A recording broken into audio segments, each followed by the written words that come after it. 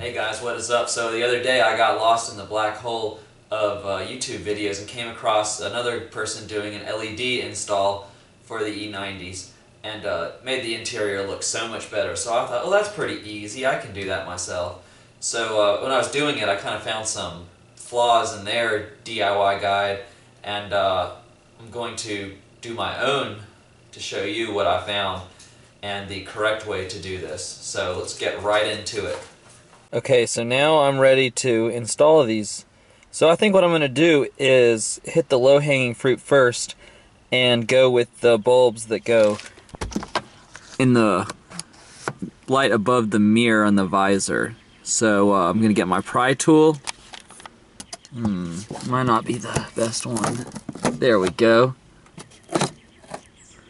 Alright, so now we just need to take this bulb out and put in the new one. So the bulb we're going to use here is the tube ones. Okay, so now it's in, and there is a right and wrong way to do this. So the end with more white needs to be to your right. There's no markings on it. There's no positive and negative marking, but here we go. And you can see that is much brighter. I also want to note that the bulb that was in here was very hot when I grabbed it. It turned on because the mirror was uncovered, and I touched it. It had only been on for a split second, and it was very hot. So if the bulb comes on when you do it, use your pry tool to remove it. Do not try to do it with your bare hands. Okay, to remove the glove box light, we're going to pry. Alright. Now, because the bulb is on, because the glove box is open, it's probably going to be quite hot. So once again, it does matter which end goes in which. It didn't work the first time I put it in. I just flipped the bulb around and it was good. Now you can see this bulb is much brighter than the one that was in there before. So now we're just going to pop this housing right back into place and close up the glove box. Okay, next we have a bulb underneath the bottom of the door panel. So once again, we're going to use our pry tool.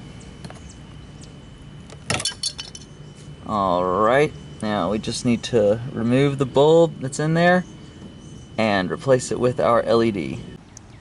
Okay, for the panel that was under the door, I used a pair of needle nose pliers to jimmy out the bulb because it was just way too hot to touch, considering the door has to be open, which makes the bulb on, and these get hot very, very fast. So after just a couple seconds, it's unbearable to touch. So to put in the new bulb, we're going to use these ones.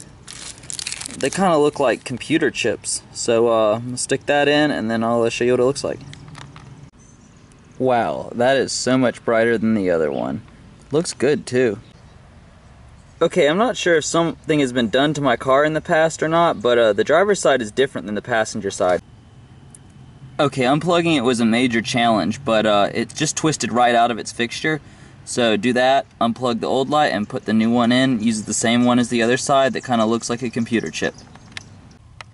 Okay, now we have the footwell lights. This is right in front of the driver's brake pedal. So this is going to be difficult to show you, but you get the idea. We're going to pry it out. I think that this one uses the same bulbs as the doors. And so pry it out, get the old bulb out. It's going to be hot, so I'll have to grab it with a shirt or something and get it on out of there. Okay, just to give you a bit of a side-by-side comparison, that's the newly installed LED, and that is the stock halogen. So the LED is considerably brighter, lights up much more of the floor well. So now I'll go ahead and put the other one in. Last but not least, we do the trunk light. So it's right here near the edge of it, and same again, we're just gonna pop it off with our pry tool. Okay guys, so the trunk light was a lot harder to pry out, but it came out still fairly easily. So same thing goes again, just pull the old bulb, replace the new one. This one is one of the tube-like bulbs that we used in the beginning, so do it right now. Okay, so the trunk light was a lot harder to get out than the other ones. Took a lot of jimmying and twisting with the pry tool, but it came out. This is just a bad design though. BMW has put this metal, God it's hot still, metal casing over it, and when you open the trunk light comes on, and that case gets hot really fast, just like the case with the other things.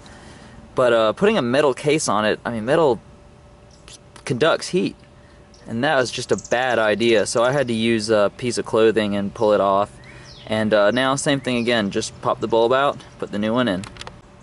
So that's what it'll look like after it's done. Nice and cool, kind of white color. Once again, use your pry tool to remove this plastic piece from the overhead light and remove the bulb that's already there. Okay, that small bulb there was really difficult to get out. I used the gloves I was wearing to get it out, but it's just too hot to have those gloves on, so I'm just going to go at this barehanded. Now I've got to get these out, so I'm not really sure how I'm going to do this.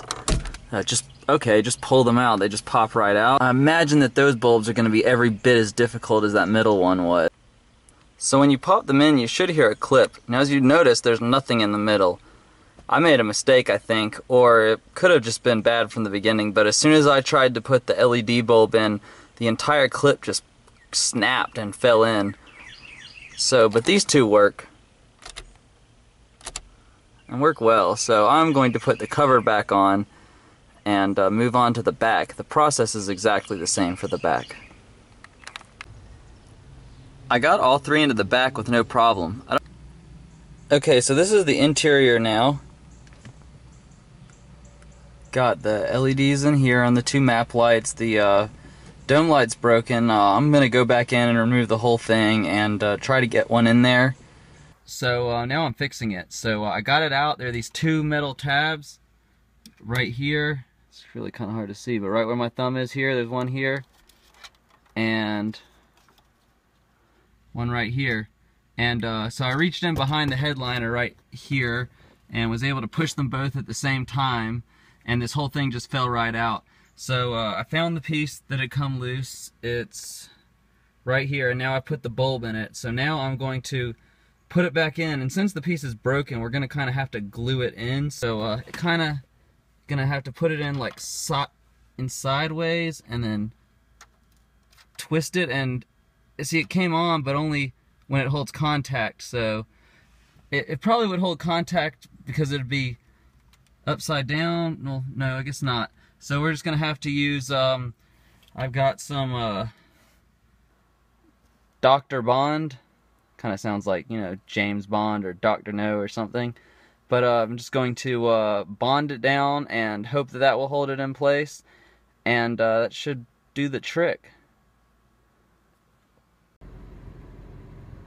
Well, now it's in there safely and secure, and all three lights are working now. So if you ever need to change your bulbs, I would just suggest removing the entire fixture to begin with. I think that I made a stupid choice by trying to force the bulbs in from the outside. It's just the clips aren't strong enough to hold them. These bulbs are slightly oversized and just would not go in, and that's what caused it to break. Okay, so this is what the interior looks like now, lit by the LEDs. And the baby seat. There's the lights. It's really hard to show you in the video, but the way this interior looks in person is 1,000 times just, I wouldn't say better, but just crisp and more refined. Kind of feels like a more expensive car. So I would recommend an LED conversion. Binland products are pretty good. Just make sure that when you do the part, the dome lights and the map lights, remove the entire fixture. And hey, as always guys, thank you so much for watching. Hit that like, hit that subscribe. Many more to come, and I'll see you in the next one.